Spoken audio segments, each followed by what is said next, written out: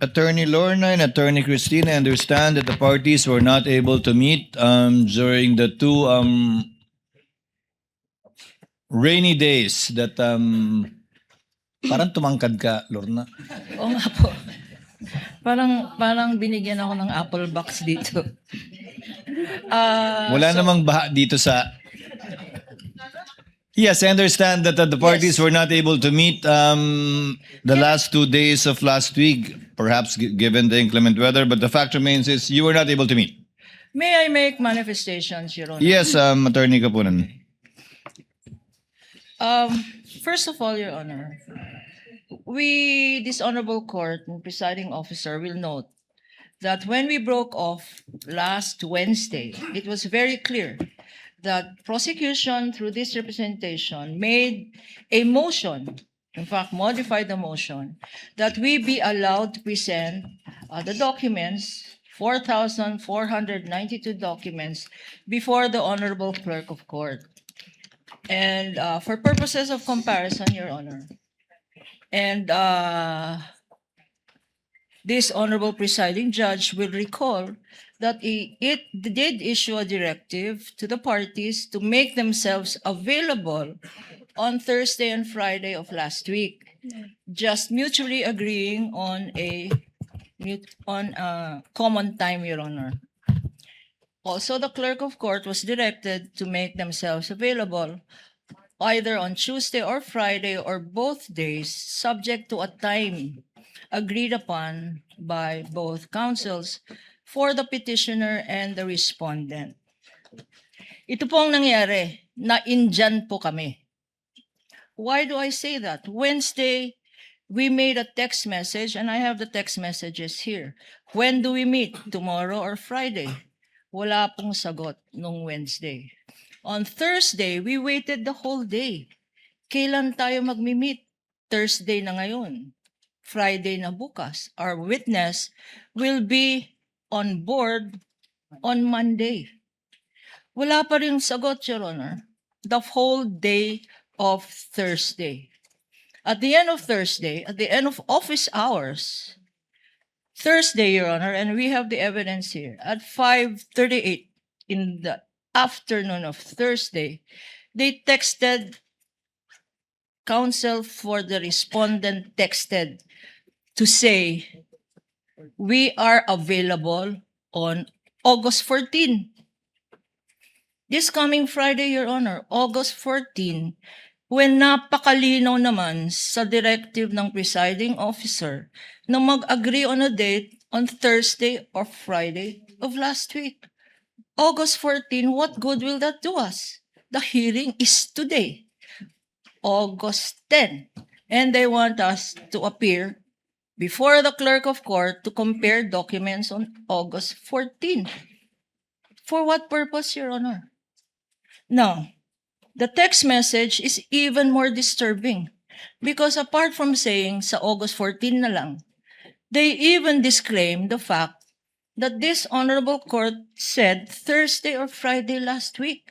Wala naman daw sinabi ang presiding officer except to set a time, date, and time mutually agreed upon by the parties. That is bad faith, Your Honor, because sinabi ng presiding officer ang specific dates, Thursday or Friday last week.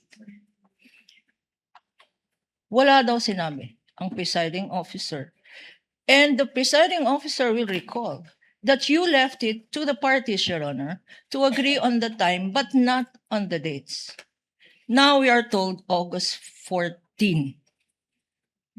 The clerk of court over the weekend also was waiting for notice from both parties. And we got a call from the clerk of court saying, walang sinabi sa amin except August 14. In a last attempt, Your Honor, in a last attempt for them, for counsels, for the respondent, this morning, as late as this morning, we approached them to say, we have 1 hour to go, let's start. And they said, again, they refused. They refused, no need daw. Kasi pakitahan na lang ng summaries, etc. No need, Your Honor. Let me just say, Your Honor, that this attitude of the respondent is not new. We had the same attitude pre-trial pa lang. Ayaw na mag-stipulate. Why? Because daw, hindi faithful reproduction. Yung kopya nila, tsaka yung kopya namin. Bakit hindi faithful reproduction? Because ang pinag-awayan, presiding officer, Your Honors, isa lang ang pinag-awayan, covering page. Covering page ng 4,492 documents na yan, ang pinag-awayan, covering page. And that's why they did not want to stipulate. So, Your Honors, if I may, we will necessarily have to go over very briefly this witness, briefly glossing over the documents and identifying her summary, her tabulation, pursuant to the presiding officer's suggestion. And we are invoking as well Rule 130, Section 7, and Section 3C on summaries and tabulations. We will do that, Your Honor. But I have a but- question, counsel. Before I recognize Attorney Christine, Attorney Lorna, Attorney Wamil had a table and summary for the ARs for December 21 to 31, 2022, which was turned over to Ms. Eileen, so she can testify on that as well, given that it's official records. My question is, does she have a tabulation and or summary? Because apparently, Attorney Wamil did not, dahil hindi na rin niya inabutan yun, ayon sa kanya, di ba? Yes, May Your Honor. tabulation at summary ba si Ms. Eileen ng first to third quarter of 2023 ng OVP at DepEd confidential funds? Yes, Your Honor. Our witness, Ma'am Silene May Del Campo, does have a similar summary of all of the acknowledgement receipts, Your Honor. Again, to clarify, covering the first to the third quarters The of first- 2023 of both DepEd and OVP. Yes, Your Honor. For the first quarter of the OVP, the second quarter, and the third quarter, Your Honor, that totals 1,823 acknowledgement receipts. How many? She has- 1,000? For the first quarter of February 6, March 29, 2023, covering 519 documents, our witness has a tabulation, Your Honor, a summary. Second quarter of OVP? For the second quarter, which is the period April 25 to June 30, 2023, covering 530 acknowledgement receipts, Your Honor, our witness also will be presenting a tabulation or a summary. And for the third quarter of the Office of the Vice President, our witness will be presenting a tabulation for the periods July 14, September 30, 2023, covering 774 documents, Your Honor, totaling 1,823. And she will confirm as well the tabulation made for the December 2022 21 to 31, 22 tabulation of Attorney Wamil, consisting of 845 documents.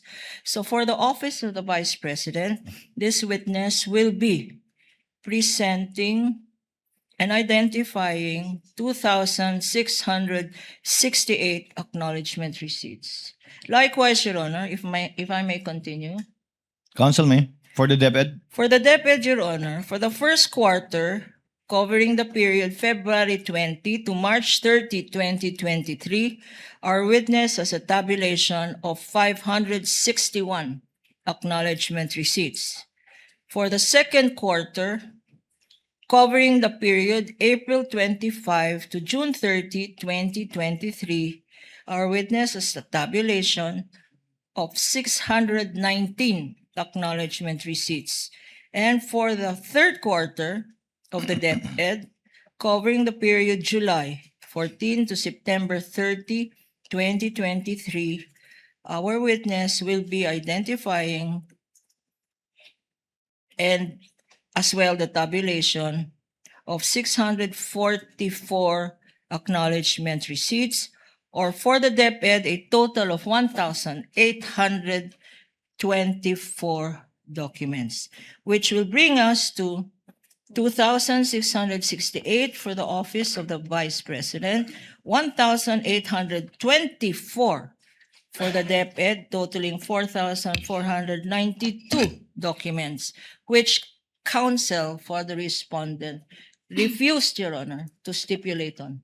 We are now therefore constrained to present this witness and the tabulations before this honorable She can court. testify based on the tabulation that she has, again, in accordance with the ruling of the chair, citing Rule 130, Section 3C, in relation to Section 7, which is an exception to the original document rule. Your comment, Attorney Christine, before Yes, we Your Honor. proceed?